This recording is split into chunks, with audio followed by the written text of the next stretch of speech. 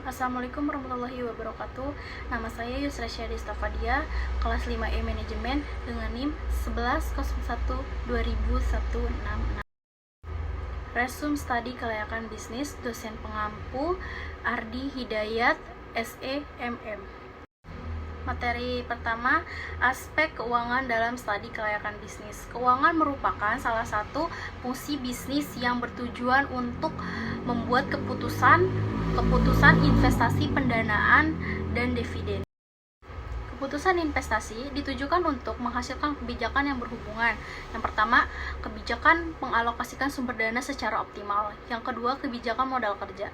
Yang ketiga, kebijakan investasi yang berdampak pada strategi perusahaan yang lebih luas.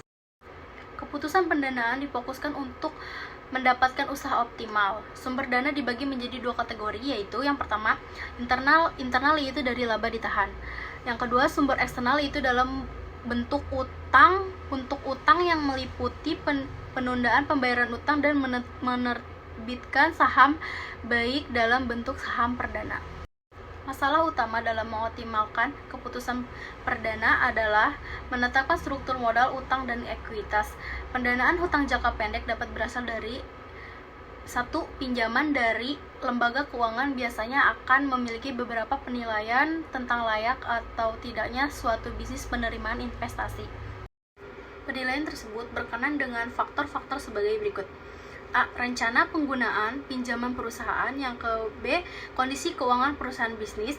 Yang C. Peramalan tentang industri atau lingkungan di sekitar bisnis perusahaan. Yang terakhir, adanya jaminan dari perusahaan yang dapat mengembalikan pinjaman. Materi 2. Aspek manajemen dan sumber daya manusia dalam studi kelayakan bisnis. Merupakan pencapaian sasaran-sasaran organisasi dengan cara yang efektif dan efisien melalui perencanaan perorganisasian, kepemimpinan, dan pengendalian sumber daya organisasi. Proses manajemen yang meliputi 4 fungsi manajemen yaitu 1. Planning, 2. Organizing, 3.